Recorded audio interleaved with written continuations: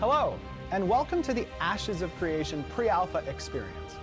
My name is Stephen Sharif. I am the founder and creative director on one of the most anticipated MMORPGs currently in development. Ashes of Creation is a vast open world set in a non-faction based high fantasy story and is being created by some of the most experienced MMO developers that the gaming industry has ever seen. You and countless other players will work together or against one another to discover secrets, explore breathtaking lands, and rebuild a home long forgotten. Our game is focused on allowing the players to shape the world around them. Through the use of our innovative node system, players will literally build the cities up from nothing, determining story arcs, forming guilds and societies. With every possible action, you will be writing the unique history of your server. Players will be able to build homes in the world and become a renowned master crafter, tame legendary beasts and conquer the most terrifying creatures, control the markets and move goods from region to region. Risk versus reward is a central tenet in our game, and meaningful choices by you, the player, are paramount in deciding your experiences. Development of Ashes began in 2016, and in June of 2017 we finished the most successful Kickstarter in history for an MMO. In just 7 months since we first announced the project and launched ashesofcreation.com, we have seen over 250,000 members join our community. It has truly been an amazing experience to see the outpouring of support and enthusiasm for Ashes. We want to create something that we can be proud of, something that brings people together to enjoy the challenges you will face in this epic story. Everyone at Intrepid Studios is honored to have you join us in this journey. Now, before we begin, it is important to note these two encounters are small slices of the pre-alpha state of the game. An MMORPG is the largest game that can be developed, and Ashes of Creation is a massive undertaking. Ashes of Creation will launch with 8 archetypes. These archetypes are then paired with a secondary archetype of your choice as you progress in the game. You'll be able to play as one of 4 of these 8 archetypes during our pre-alpha experience. As you level in Ashes, you will customize the selection of skills you have access to. For the purposes of our pre-alpha experience, you will be given 8 skills to use with each archetype. The first skill you will see on your hotbar in this pre-alpha experience is the weapon skill. Now, something unique about our weapon skills, I will explain quickly, is that Ashes does not have an auto attack or button mashing system. Combat is intended to be strategic. We have blended situational importance with elements of tab targeting and action combat. Additionally, we have created a unique skill input system that allows for your weapon to be its own progression path. That is unique for each type of weapon. When you activate this skill, it will attack your target and will spawn a precision window, allowing you to hit the key once more in order to accurately time the skill for a success. Doing so will grant you focus, a unique energy needed for certain skills, and will also initiate a combo attack that becomes more powerful and adds additional effects that you will be able to customize based on each weapon type as well as your class. The first of our 4 archetypes in this pre-alpha experience is our tank. The tank is a force of will on the battlefield, able to take vast amounts of damage and remain standing. He exerts his control over the area around him, helping to protect his allies and direct the battle. The tank wields a sword and shield and is able to pull targets to him. His shield is capable of stunning multiple targets that lie in front of him and knocking them to the ground.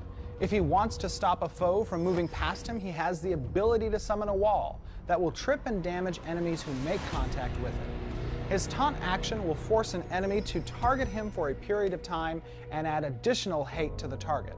The tank can also take 50% of incoming damage done to a friendly player with his cover skill.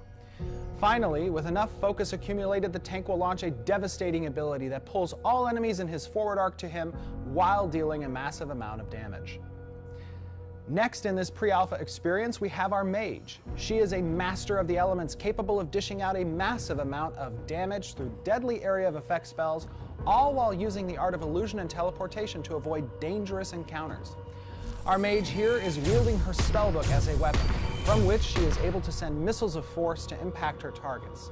She is also capable of summoning fiery destruction with her implosion skill, hitting multiple opponents in an AoE.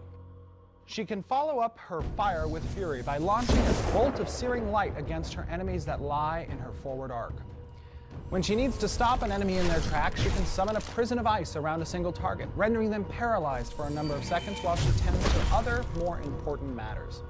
If things get hairy, she can use her teleport ability to leap into another dimension momentarily, returning some distance away from her last location.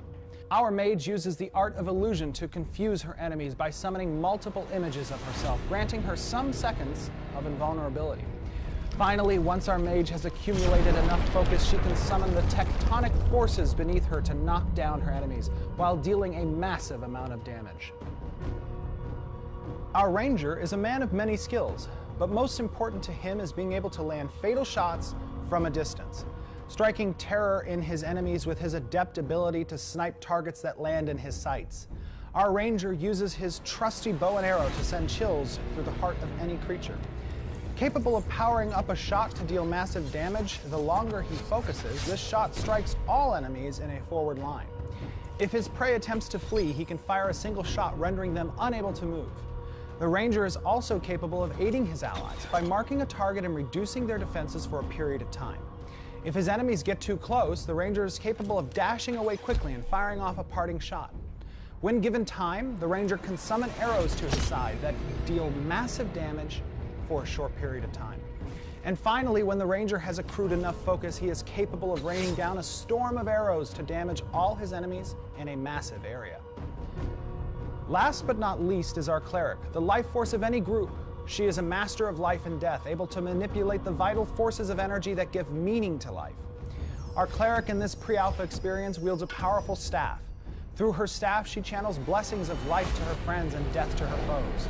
By uttering a single word, our cleric can grant life to any ally, while at the same time dealing damage to enemies around them.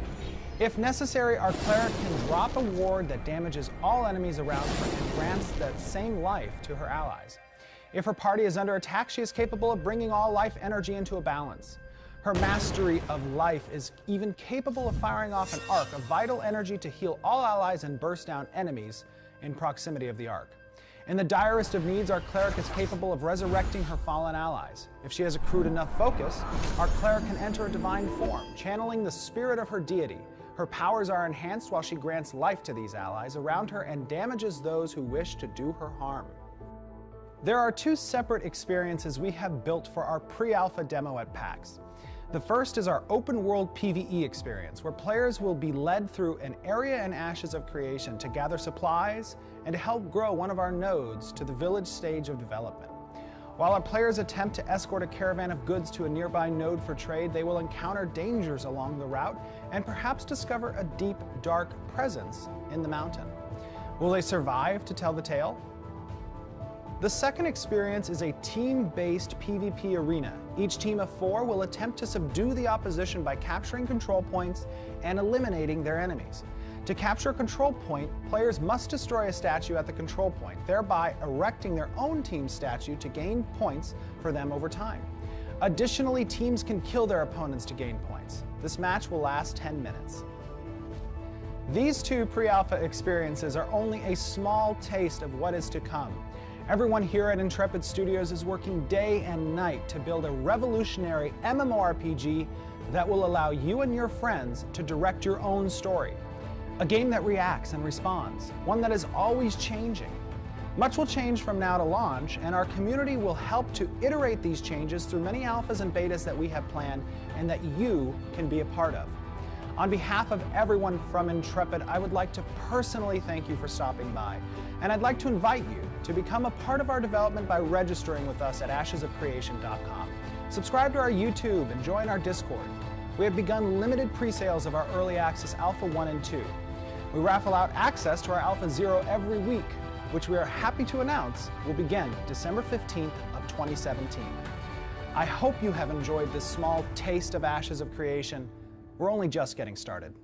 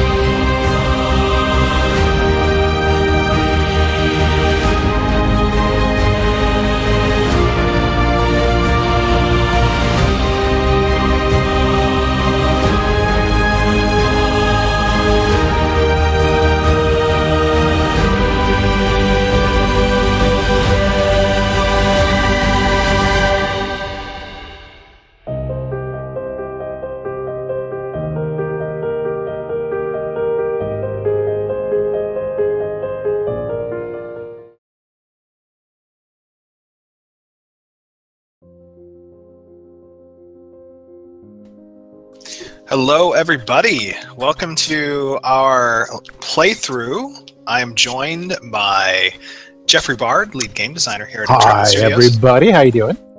And Peter Pallone, senior game designer here at Intrepid Studios. Hello, everyone. Peter, you're so soft. I mean, really? Like, voice-wise. Wow. We also have Jennifer Bridges, our community manager, with us. Hi, everyone. She likes ponies. I do like ponies.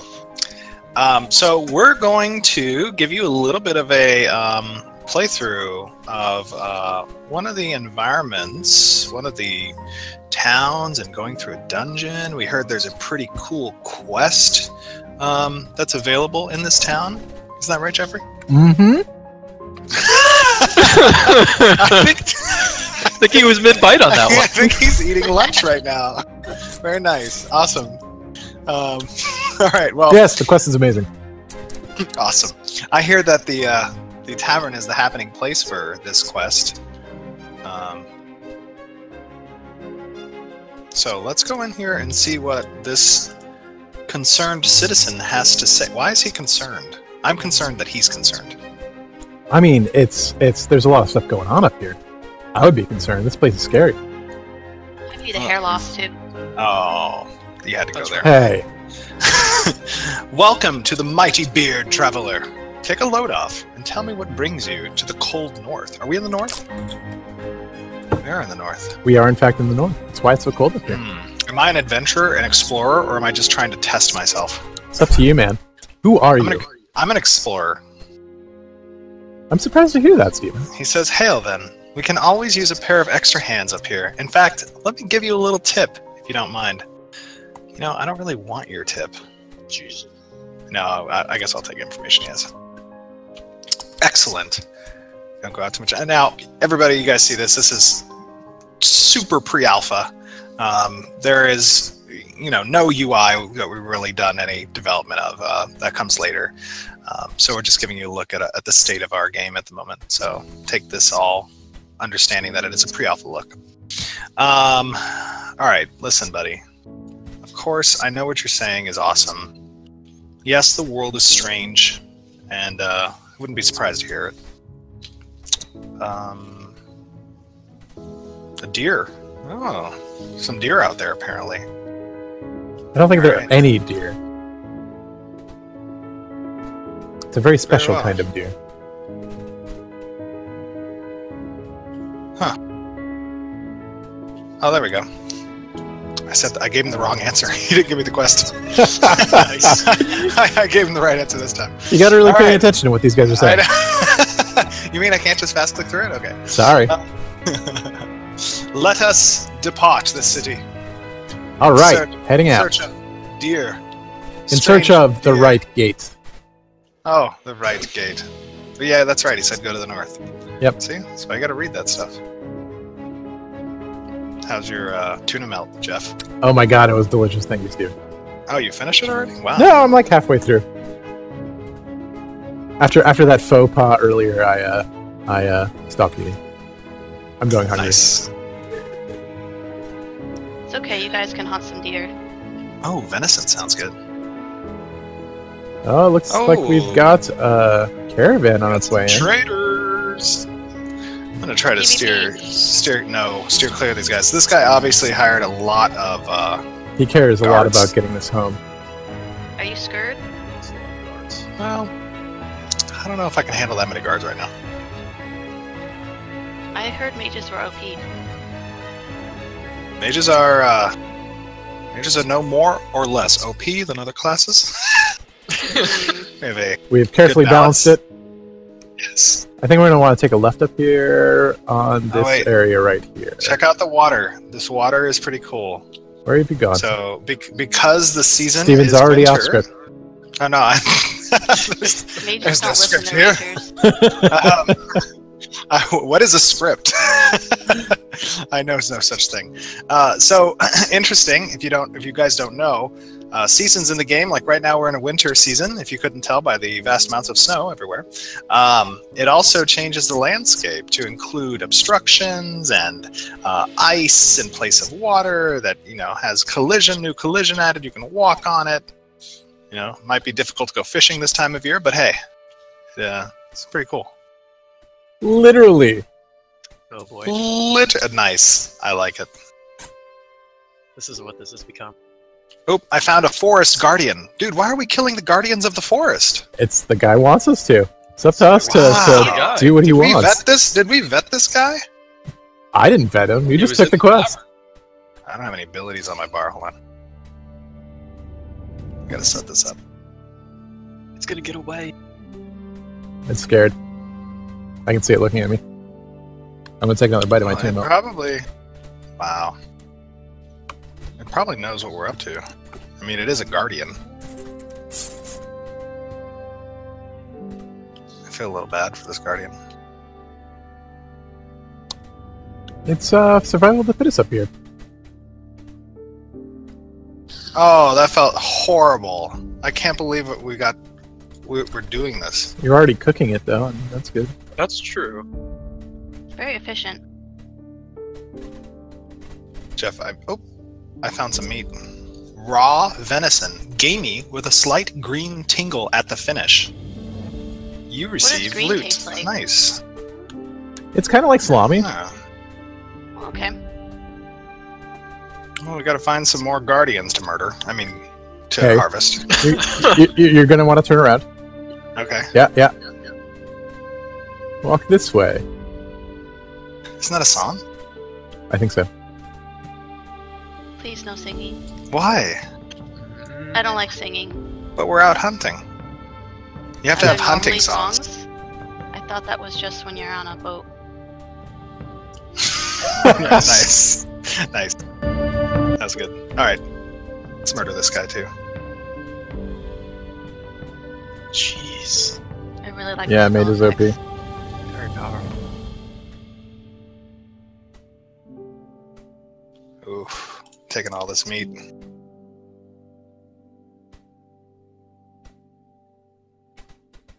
Nice crit there. Thank you. This guy's having trouble getting up this hill. Oh. I like how docile they are. They see their brethren falling before them. And yet they remain. I don't know if Guardian was the right title for these deer. Well, once they're finished, I think they'll be appropriately Guardian-esque.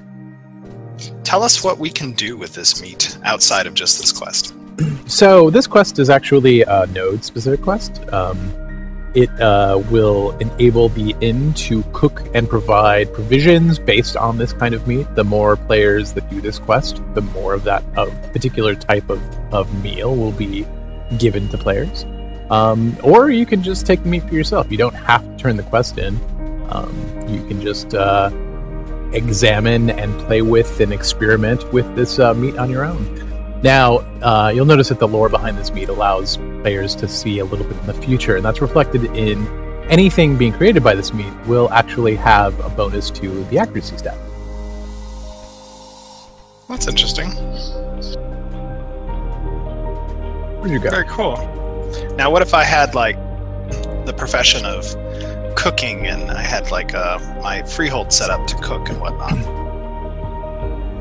Then you could take your meat over there, and you could start playing with different recipes at your freehold. Don't have to do it in the node. Ah. So we should probably turn this meat in. So that the Because I've node can help collected. to advance. Yeah, I've collected all 8. All right, then. Let's head on back.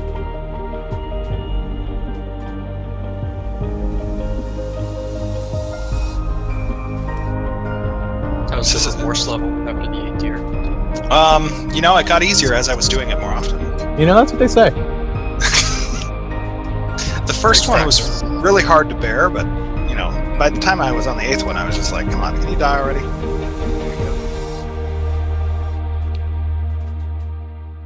It's a little dark out here. Behold, I am the bringer of light. There's some folks up here. Friend or foe? They look like friends. Hi, buddy. Oh wait, Steven's still lagging. No, I'm back here. Hey, who are these people?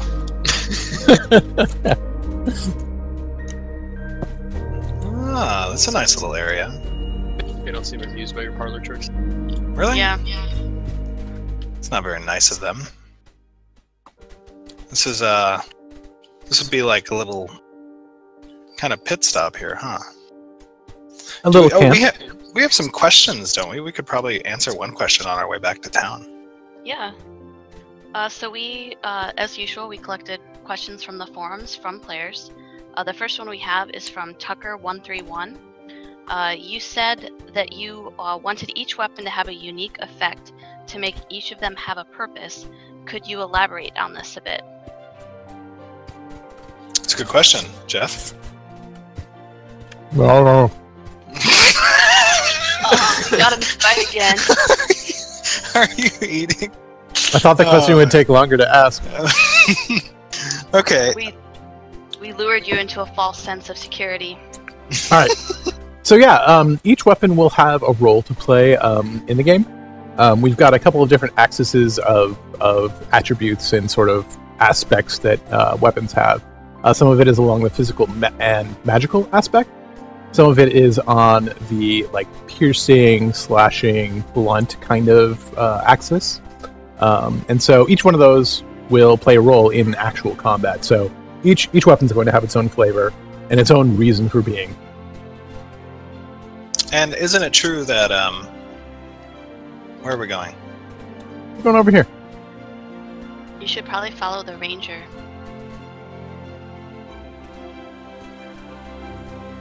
Probably should. Isn't it also true that some of the weapons will have different types of conditions that can be applied based off of what type of weapon you have? Yeah, that's actually true when it comes to things like big two-handed Warhammer. You're probably going to have, and it depends on the crafter and what level the item is and what has gone into its history, but a Warhammer is probably going to have a higher chance to knock something down than other types of weapons. Oh my god, they're closing the doors. No, no. Oh. Oh my god. Do they know I'm not? No, I'm not your enemy. Let me in. You know what? I'm a mage, so I don't need that door. What have you done? There he is. That looks OP to me. No, listen. We have to do these types of things because these types of towns, they discriminate against mages.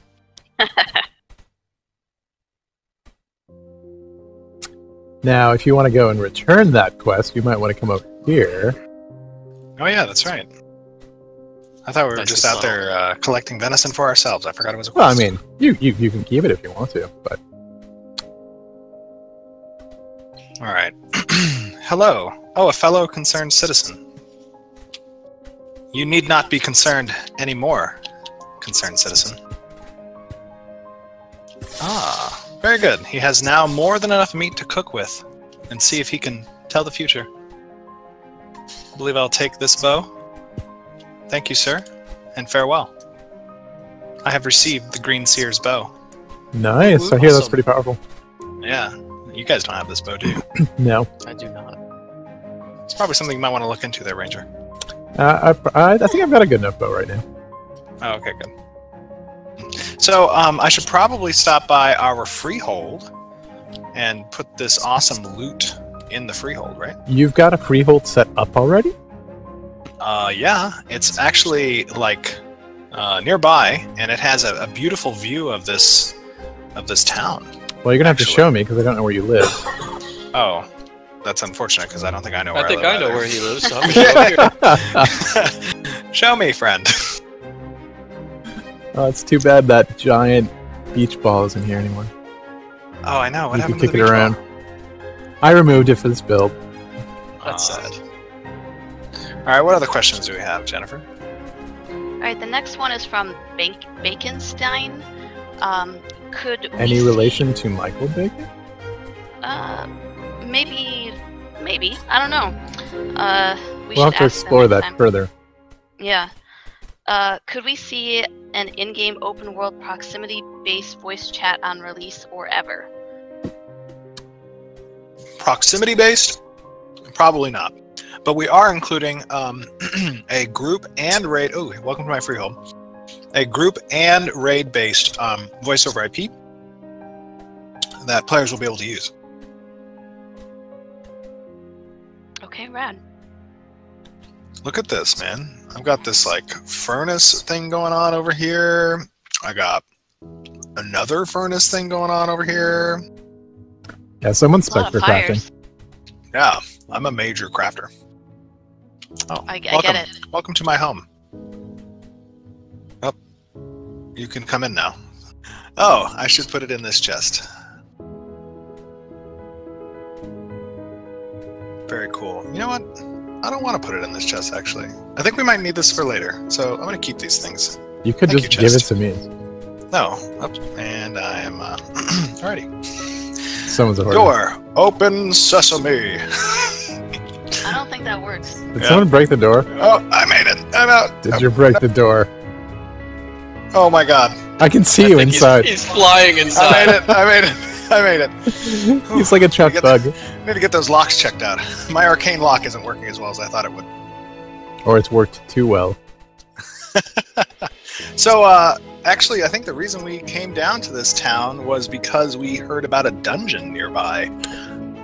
Yeah, I heard it's over to the west here. If we keep going along this path and we bear to the left, I think there's a dungeon entrance. Alright. Did we hear anything about this dungeon in specific? I heard it's water aspected. I hear that it's infested with undead, so we should be prepped for that kind of population. Hope you got your fireball spells. We got some fireball spells. What other questions do we got? Sure, so the next one is from Northy. You mentioned there will be multiple armor slots. Does this mean there will be separate arms, chest, and leg pieces in addition to gloves, boots, and headgear? Or are they made more along the lines of separate upper body and lower body pieces that you can mix and match? More to the former. It's going to be chest, arms, hands, wrists, legs, feet, back, I think. Head? I think that's all of them. So pretty Belts? traditional then. Wait, We hang have on, hang on. yeah. I'll just We show have you my equipment list. See? There it is. Yay! So you can see all the different slots that we'll have. There's a For bag now, going that on might for you change. guys. Oh my god. There's Don't there's kill it, no! an autumn wrath. You missed. I hit it. Well, Tell me that the road was going to be dangerous. not long for this But it world, was cute buddy. and fluffy.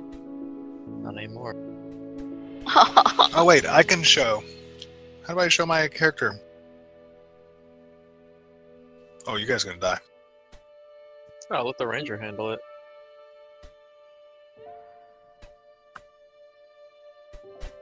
Just open up your wing, hit the wing, and then click on equipment, and you can see all the slots. On the wing. Got it. Oh yeah, there we go. Helmet, shoulders, chest, belt, gloves. Oh no, arms, gloves, belt, leggings, and feet. Okay, cool.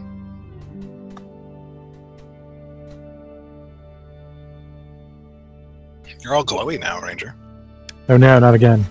Very powerful. Very powerful. Just powering up my power shot.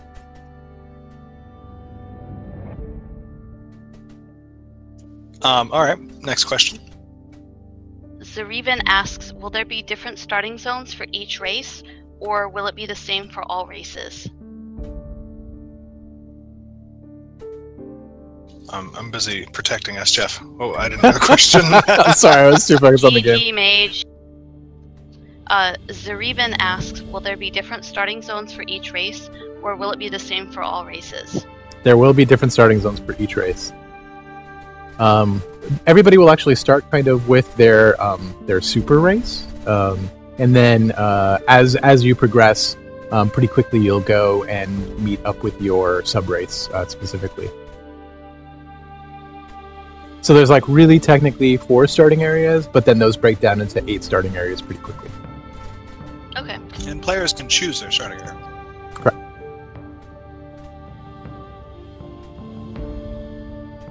Alright, next one. Zero Tragedy asks, can you use your freehold as a ranch for marketable purposes? For example, breeding and raising livestock. You mean breeding and raising somebody else's livestock? Without being able to ask specifically what they mean by that, I'm going to have to say probably a little bit of yes and a little bit of no. If you want... I mean, like, raising chicken and cows, would you be able to do that and then have those chicken and cows make milk, eggs, etc., and then you'd be able to sell those items? Oh, yeah. Yeah, if that's what they mean, then yeah. I was thinking in terms of like, oh, I have a farm. Hey, if you want to put your horse here, I'll stable him for a while. I don't know if that's the direction we're going on that side of things, but definitely what you just said is true. Okay, cool. Oh, and we're almost to the dungeon. Ooh, Oh, wow. this is a big dungeon. Looks Jeff, I think you voting. might need to stay behind me. I will. I'll stay behind the tank. All right. I'll stay behind the mage, so.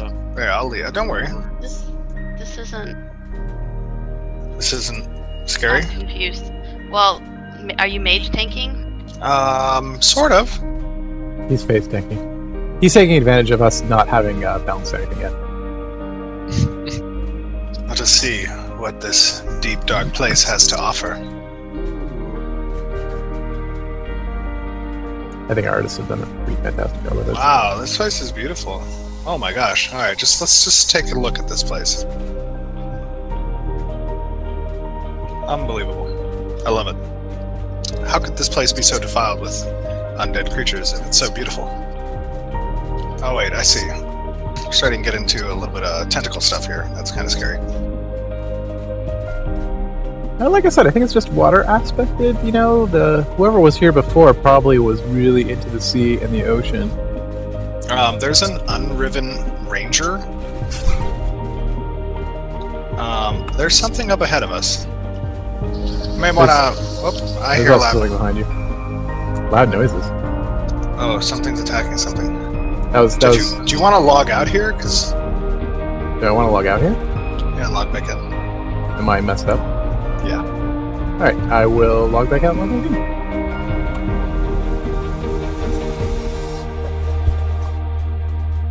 in. We'll clear this place.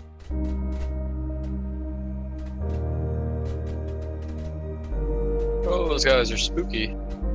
Oh, it hurts.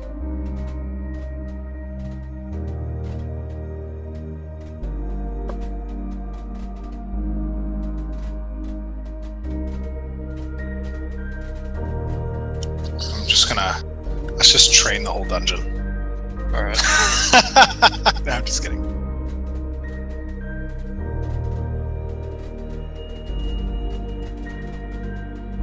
Yeah, take that, Ranger.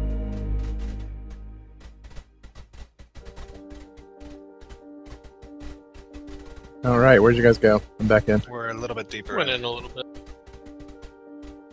I'm gonna find you.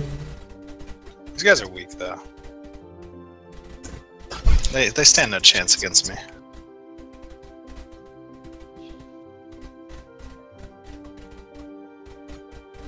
Alright, to keep the questions going, Twist asks, will weapons be locked to particular classes? For example, tank have to have a shield, ranger a bow, etc. Or are weapons just slot set as if you want to be a two-handed wielding rogue, you can?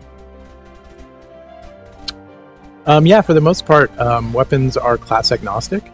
But what you'll find is that some classes naturally align with certain types of weapons better than others. Specifically, like when you're talking about a tank, if you want to tank with a shield, you're going to, and you want to use shield abilities or abilities that are based on a shield, you're going to want to have a shield with you. Similarly, like if you're rogue and you want to be dual wielding, you're probably going to want to choose abilities that reflect that fighting style. Okay, cool. And that can be informed by your subclasses as well. Alright, next up, Mycroft asks, there's been a lot of talk about open dungeons and world boss raids, but not much on the instance counterparts. What plans are there in place for instance group content, especially raids and especially for max level players? I think we've discussed this before when it comes to instancing. Yeah, we do want a strong focus on the open world, and we want people out in the open world playing, but there is going to be instance content, and that content is going to be across pretty much all experience levels. So it's not going to be relegated to just, you know, 1 or 2 separate low-level dungeons. Like, that's going to be... You're going to find plenty of that kind of content across all levels. Also, it's a lot harder to answer these questions while I'm playing at the same time. I know. I can't. I can't answer while we're playing. Oh man. Now I heard there's some like boss down here that we're gonna have to murder. Let's hope he is functioning. Last time I checked him out, he is losing his mind. Oh, okay, that's fine. There's also some treasure down here, I think. Some, like, fabled monster coins. Yeah, actually, there's a skeleton over here who is acting a little bit strange. Actually, if you come back here, Steve. Dude, these oh, yeah, I see it. These skeletons have a pretty awesome little dungeon. Yeah, they inherited this pretty well. I wonder what the history of that is. Probably some type of ancient water temple or whatever. Oh, okay. Hello. This guy.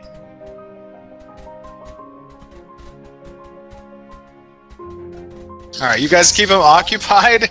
I'm gonna try to grab this treasure. There's a lot of stuff going on over here. Wow, Ranger, also OP.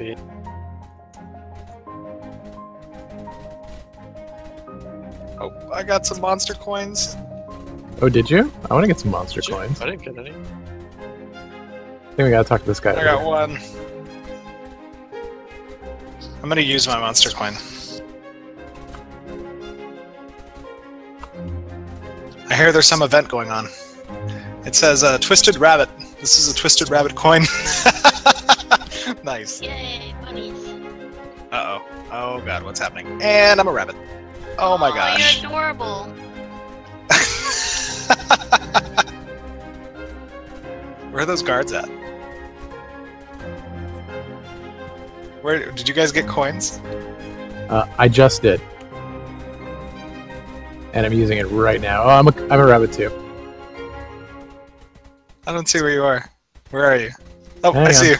Where are you? Oh yeah. And We're gonna wreck this just town. to be clear here for people watching, the way they're doing this is not going to be how it will work Right. in the game. When you guys get a monster coin, there'll be a different system for when you can actually use it. Right. It'll immediately spawn. Yeah, so there's going to be events that occur in the world, and these events will allow people who hold monster coins to participate in the event as a monster.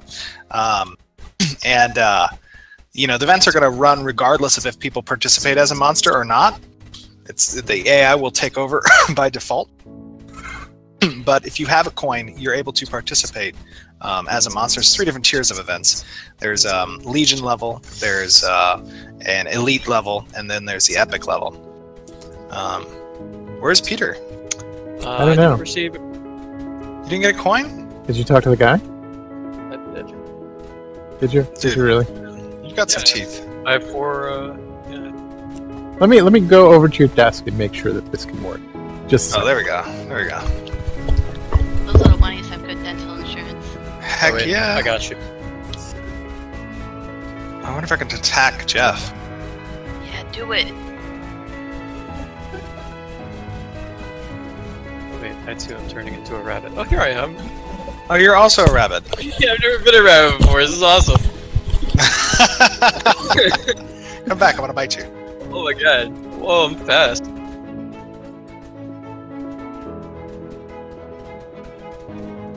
And we're rabbits. I'm gonna go live the rabbit life. I'm gonna say goodbye to the town. No! Yeah. We have to find people to kill and things to take. Why can't we just be good rabbit? Okay, Yeah. well, we're called Autumn Wraiths. the corruption will come and get you eventually. You can't resist it. All right, guys. We'll see you guys on the stream. I hope you guys enjoyed this little bit of very pre-alpha gameplay footage, and we will be chatting with you here in about 2 seconds. So enjoy, and we'll see you guys soon. Bye, everybody. Fantastic. Bye. Bye.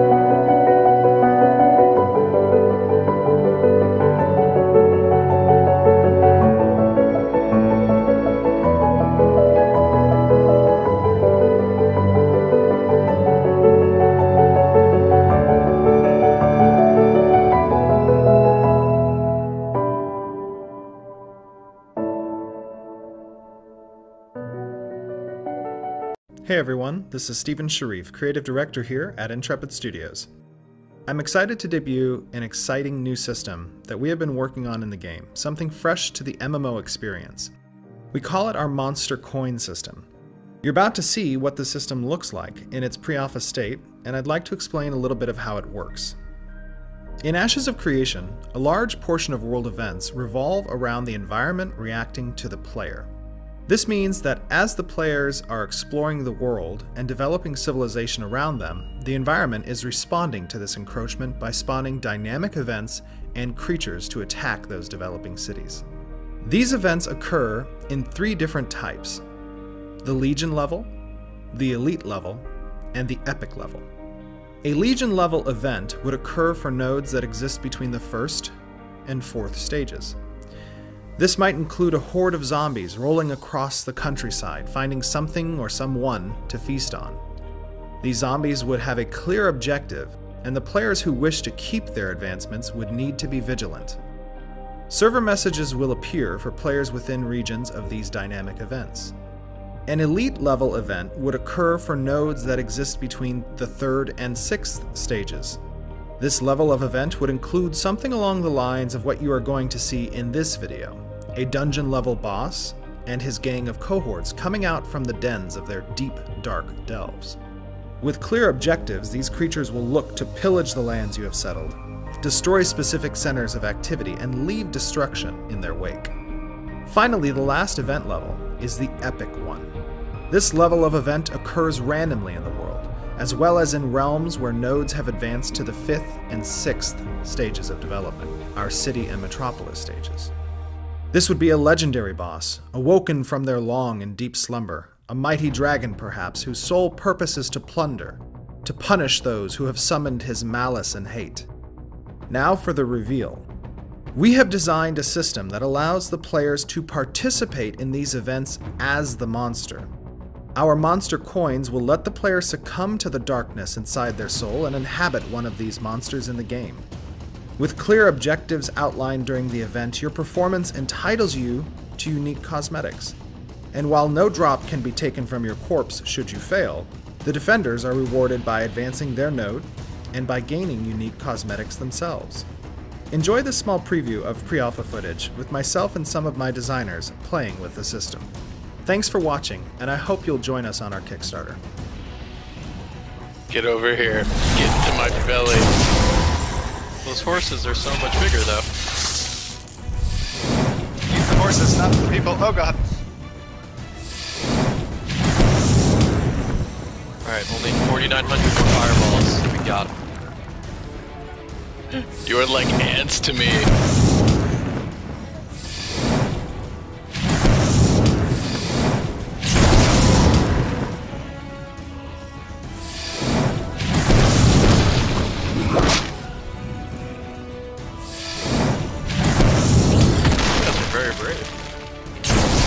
Must protect the city.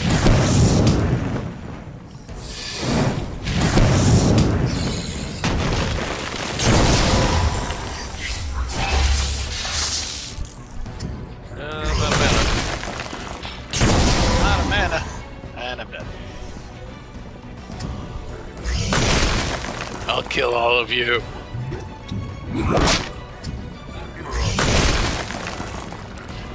Last one standing. I've respawned in the tavern.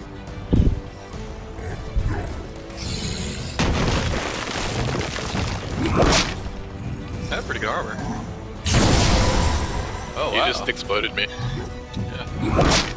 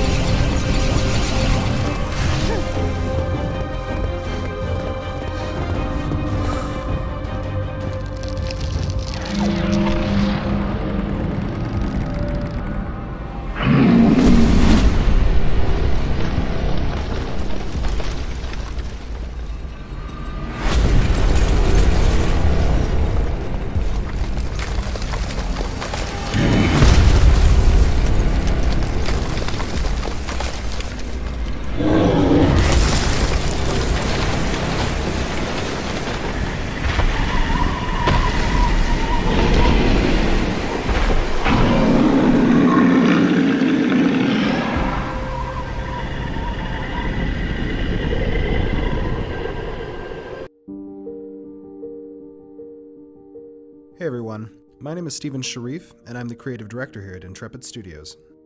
Many of you have seen our MMORPG in development, Ashes of Creation. Well, I'd like to take you through part 1 in a series of videos that will explain probably the most contributed to the node, furthering its development. From the first stage of a few wandering merchants to the 6th stage of a sprawling metropolis, nodes redefine the world around them, influencing points of interest in the world, quest lines, story arcs, drop tables and resource pools, even the spawn tables for bosses and NPCs across the world.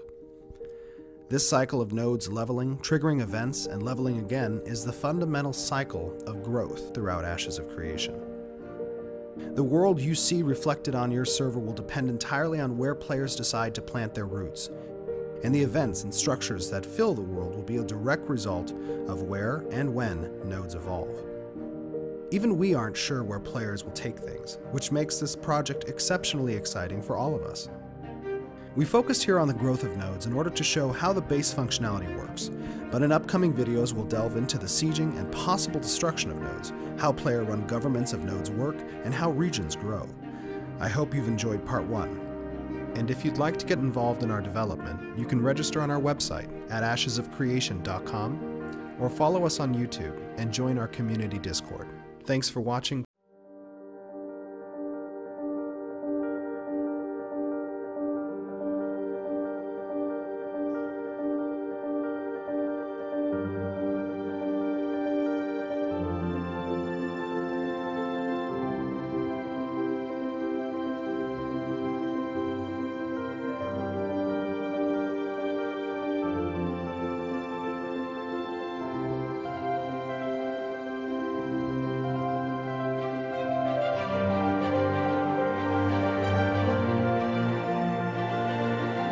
Hey guys, my name is Stephen Sharif and I'm the creative director here at Intrepid Studios. We're working on an upcoming MMORPG named Ashes of Creation. And I'm pretty excited to share with you today on this Kickstarter what we're all about. Ashes of Creation is an open world, non-faction based MMORPG set in a high fantasy world. One of the reasons that I started Intrepid Studios to create Ashes of Creation is because I myself am a gamer. I've been a gamer playing MMORPGs since I was 7 years old, and I've really never experienced a community quite like what MMORPGs have to offer. It's a diverse community. There's a lot of people involved. I mean, thousands of players from across the world, and it was just such a passion of mine to be able to experience that involvement in a game like an MMORPG. Over the past several years, having played MMORPGs, I was kind of not impressed with what has been coming out of the genre. A lot of pay-to-win, cash grab style games, and I just felt that there could be something better. And if you want to get things done right, sometimes you just have to do them yourself. So in order to accomplish these goals for Ashes of Creation, I really needed to find a team that had a lot of experience with MMORPG production in the past, because as you know, an MMORPG is a massive project.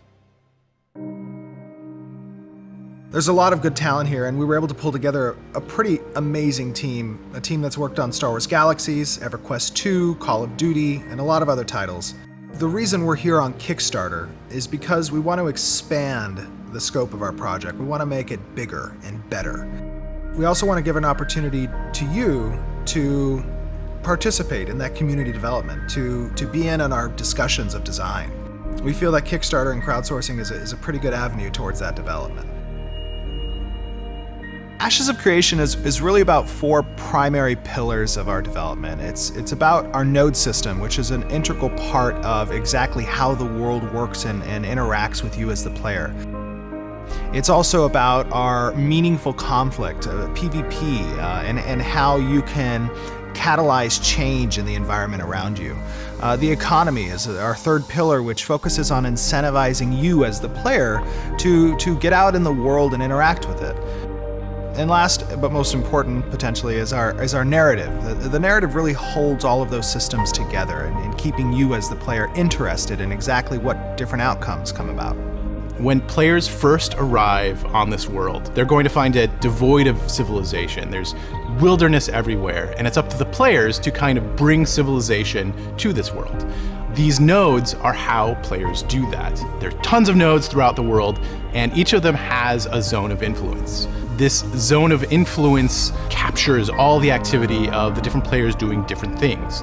It could be crafting, it could be fighting, it could be gathering. Anything that might give you experience is something that the node's going to be paying attention to.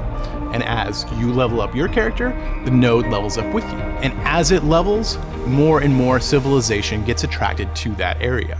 We want the world to react to the player. That's the most important part, is the world is reacting to your actions. Different nodes attract different events. The world doesn't stay quiet for long, and civilization disturbs deep and dark things throughout it. A city that grows up on the side of a mountain might dig a little bit too deep and might disturb the things that are below. And that might include like a giant dragon that erupts with a volcano and lays down waste to that node that developed there. And that's something that wouldn't happen any other place. That's an event that's unique to that particular node at that particular time. And because of that, like, players are going to experience this game very differently depending on how they build it. Each server is going to have its own story, and we're pretty excited to see what players do with that. How do they react to that dragon coming out that mountain? Do they pack up their bags and move? Or do they decide to fight it, to gather all of their friends and take down this monster because this is their home? So that's what differentiates our game from most others. It reacts to what the players do. It reacts to the player's decision. While you're developing these points of civilization, there is a mechanic for change, and change relating to that meaningful conflict. Because players are motivated by different things, because they want something from the game that other players don't want, that's going to cause people to butt heads. Different players are going to want different experiences, and the conflict between the two of them will create a bigger and better thing.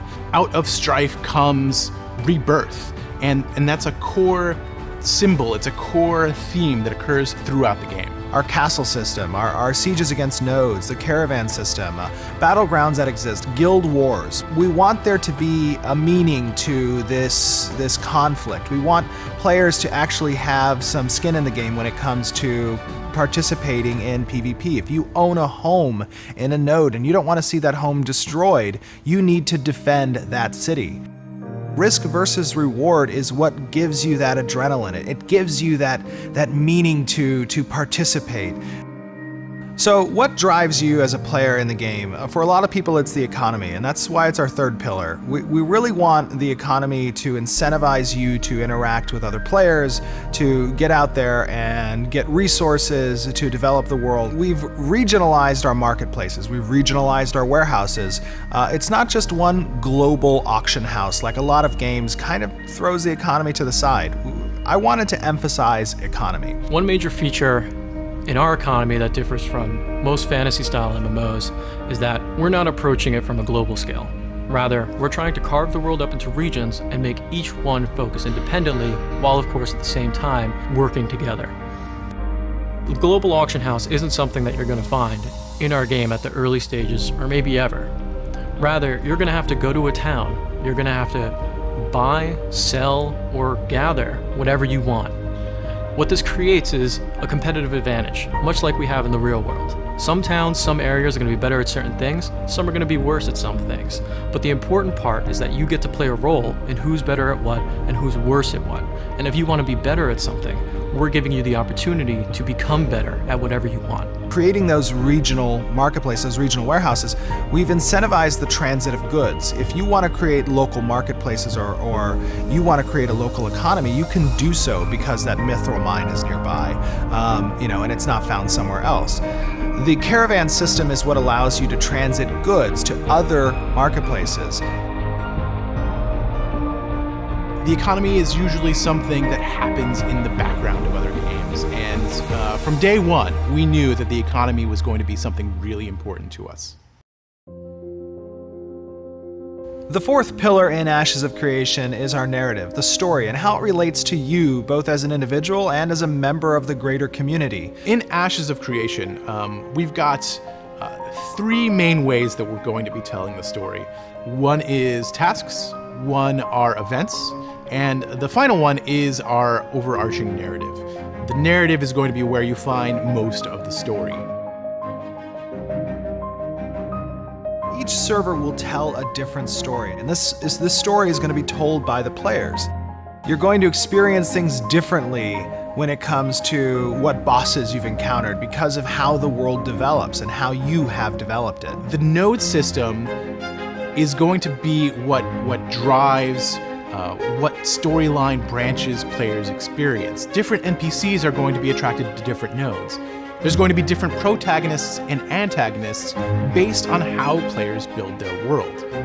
It's all going to relate to the same basic story, but you're going to get different viewpoints on different servers, and you're going to find different bad guys on different servers. It's all going to depend on what players uncover, how they uncover it, and when they uncover it. Different servers are going to be able to talk to each other and figure out kind of, you know, what they missed and fill in the blanks and be able to collaborate and build this bigger meta story that you won't get otherwise in other games. So with all of these four main pillars of design, you'll notice that it's really hard for us to talk about any one of them without talking about all of the others. And that's a very core part of our design. It's really important that all of these pieces fit together really well and that they create an engine that allows people to keep experiencing new things. So I want to give you an opportunity here on our Kickstarter to get involved in this project, to become a part of its development. We have enough self-funding to create a core viable product in Ashes of Creation, but we really want to expand it. We want to make it bigger and better, and we know we can achieve that with your help. Everybody here at Intrepid Studios is incredibly excited about this project, and we're really hoping that we've infected you with that kind of excitement too. We want to get this thing done, and we want to include everybody to be a part of it. This is going to be a different game, and this is going to change the genre. So if you're as excited as we are, let's do this thing. Let's make this thing happen, because we can only do it with you. I've been on the other side of that screen. I've seen companies come to Kickstarter and promise the world, and either under-deliver or just don't deliver at all. But the reality is we're not those people. I brought together a team of industry veterans who've spent over 40 years combined working on MMORPGs and have created some pretty amazing titles. That's what we're going to do here with Ashes of Creation. We're going to create an amazing game, a game that you can be proud of.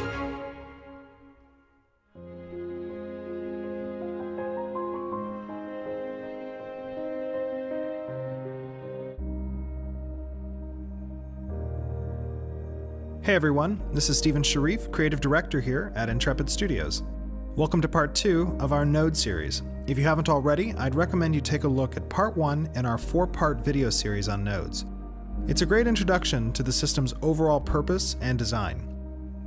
The Metropolis, the pinnacle of civilization. A symbol of the power and ingenuity of the people, it is wilderness conquered, mastered, and remade in your own image. The Metropolis is effectively the culmination of the node system. It's the biggest thing that players can bring into being and the final level of civilization's development on this forgotten world. The Metropolis requires a large amount of resources to develop and maintain, and because of how nodes relate to one another, there can be no more than 5 in existence at a time. So you might naturally ask, what does it do? To answer that question, we need to know what civilization offers in general. Every stage of a node's development comes with additional services and benefits, and these services really start to pick up at Stage 3, the village stage. One of the foremost services that a node offers is housing, and through that, citizenship. And citizenship is a big deal. There are 3 primary means of acquiring housing. The first is our in-node housing. It's here that players can begin buying static housing. These buildings belong to the node, and as a node levels up, the housing levels up with it. A player will be able to purchase a small one-room house at the village stage. When the node advances up to a town, so does that house. The owner enjoys the benefits of a suddenly larger home. His property size increases, his house is located more towards the center of town, and the square footage of his home has gone up considerably. There's new property available at the town stage, but this new property is more akin to what was available at the previous stage, small and modest. Now when the node advances up further, this time to a metropolis, this all happens again. The player's house, already sizable, grows into a mansion. The number of mansions in a metropolis will be the same number of small homes that were available in this metropolis's village stage. Only those houses that existed at the village level will ever become these main street mansions. So effectively at each stage the node advances, you will see the existing homes advance as well. This makes getting in early for a node pretty important, and introduces a real estate aspect to owning in-node property. I know what you're thinking, and the answer is yes, you can sell these properties. These in-node housing options are at a premium, and we expect these to be hotly contested. But if you want to be a citizen, and there are no more in-node housing spots available, you do have some options. For instance, at the town stage and above, your node's politicians will have the option to open up instanced apartments. These are internal-only spaces which can be decorated to your desire. Different price points will offer different sized apartments, and apartment rentals will also offer citizenship. They won't have external spaces to build out, and they aren't quite as prestigious as in-node housing, but they'll still offer some housing functionality to those who really want to be a citizen of a specific node. The final type of housing available are our freeholds. These plots of property can be built anywhere within a node's zone of influence, and only after a node reaches stage 3. These are sizable plots of land that all sorts of structures can be built on. Inns and taverns, forges, smelters, lumber yards, mills, stables, are all things that you might find on a freehold. These plots of land are where a player can really get creative with their buildings. Because they're built within a node's zone of influence, they grant citizenship as well. The larger the node, the bigger the zone of influence is, which means more freeholds can be built. As you may know, nodes have 4 different types: scientific, economic, militaristic, and divine. These types unlock different buildings at each level of a node's progression, contributing progressively larger benefits at each stage of a node's development. At the Metropolis stage, these benefits are so wide-reaching that a scientific metropolis will feel very different from an economic metropolis, and a divine metropolis very different from a militaristic one. Not only will these cities feel different, but the regions these giant cities belong to will feel different as well. Different types of metropolises will have specific ultimate bonuses. For example, a scientific metropolis will offer fast travel to nodes within its zone of influence. This is big because there is very little fast travel in the game. A world with even just one scientific metropolis will feel and act much differently than a world without it. Similarly, an economic metropolis brings world-changing functionality to the table. Normally markets are local, and players can buy from and sell to only players who are in the same node. Economic metropolises break that convention, and they have the capability to build a market that integrates with all the nodes in their zone of influence, providing for a far larger market than any other metropolis could hope for. Divine and militaristic nodes also break world convention in one way or another. In other words, everything changes once a node reaches the metropolis stage. Along with those benefits, node type also determines the type of government that a node has. The most traditional government comes from the scientific node, which allows the citizens to come together and choose their leaders. The divine type allocates its leaders through service-oriented quests, quests that directly help others and their node, quests that prove their faith and dedication to the node. Economic type governments are run by an elite oligarchy. These positions can be bought and sold, so if you want to rule an economic type node, make sure your coin purse is heavier than your competition. Finally, the militaristic type is ruled by combat. Whoever are the last ones standing have proven their worth to lead by iron fist and sharpened blade. These warriors can only be removed from office by citizens who are better and more bloodthirsty than they. Once a leader is chosen, they have a lot to do. Outside the basic services that a node provides, leaders must choose what other service buildings to construct, which means they should have a clear plan for what they want to accomplish during their tenure. Some buildings might simply provide a zone-wide bonus to their citizens. Others might provide expanded markets. Some may increase a node's ability to defend against a siege. There is only so much space for these kinds of buildings, so the leadership will need to choose well in order to keep their citizens happy.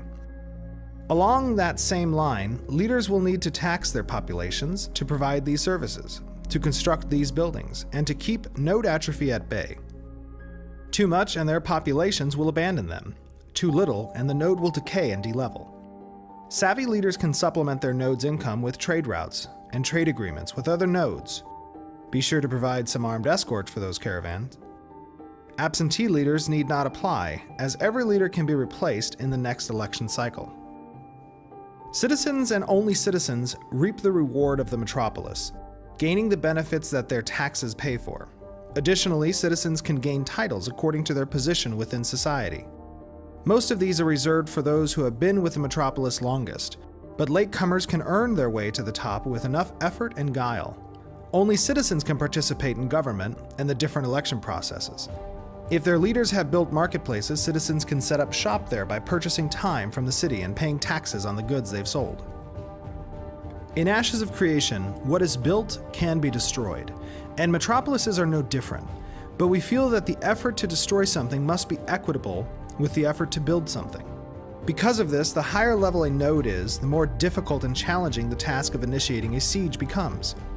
That means that sieging a metropolis will be an act of epic and world-shattering proportions. The success or failure of that siege will be written into the history books and likely impact every person on that server. Should it succeed, the metropolis will be deleveled or even destroyed, erasing the global benefits that it once provided, while at the same time opening up the opportunity for another node to take its place. Maybe one of a different type, maybe one led by a tyrant, or maybe none at all. Should that siege fail, that means that the hopes and dreams of the attackers, who should be legion in number, have been thwarted, and the status quo will endure. As I said in the beginning, metropolises are the pinnacle of civilization. They represent this through their size, through their systems, and through their citizens. Their weight is felt across the world, and once one is established, everything will change. For the better or for the worse? Well, that's up to you. I hope you have enjoyed this overview of the Metropolis. We have so much to share with you about Ashes during our development. Everyone here at Intrepid Studios is so appreciative of the support that you all have shown us, and it means so much to have you with us along the way. Please subscribe to our social media outlets and make sure to register on our website for updates. Our Kickstarter begins May 1st. We look forward to building Ashes of Creation into the MMORPG that we can all be proud of.